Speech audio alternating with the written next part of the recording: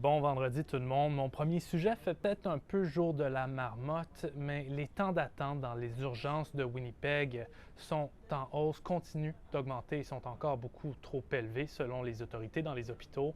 C'est loin d'être la première fois qu'on en parle. Les dernières données de l'Office régional de la santé de Winnipeg démontrent que 10 des patients qui se sont rendus aux urgences de l'hôpital Saint-Boniface et de l'hôpital Grace en novembre ont attendu pendant plus de 14 heures avant de recevoir des soins. Une hausse due au manque de professionnels de la santé, mais aussi de la saison des virus respiratoires qui bat son plein, selon la médecin hygiéniste en chef de l'Office régional de la santé de Winnipeg. La Dr Josh Reimer assure que ses équipes font ce qu'ils peuvent pour diminuer le temps d'attente.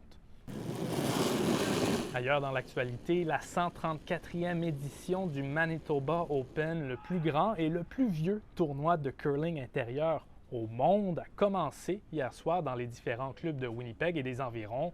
Cette année, 256 équipes sont inscrites aux différents événements du tournoi.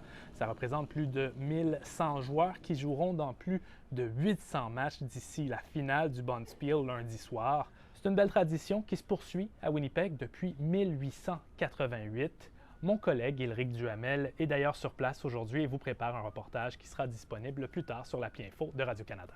Et en terminant, le quartier de la Bourse va s'illuminer cette fin de semaine à Winnipeg. Des artistes ont déjà commencé à installer leurs œuvres dans différents secteurs du quartier parce que c'est dimanche que commence le festival d'art public Allumer le quartier qui aura lieu jusqu'au 21 mars.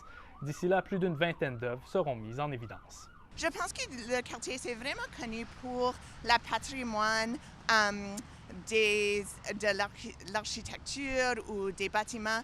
Et puis, on voulait demander des artistes ou les invités de partager des histoires qui sont au-delà de là. Et voilà, c'est là-dessus que je vous laisse pour aujourd'hui. Je vous souhaite une merveilleuse journée, une merveilleuse fin de semaine. On se revoit la semaine prochaine pour un autre vidéo journal. Au revoir.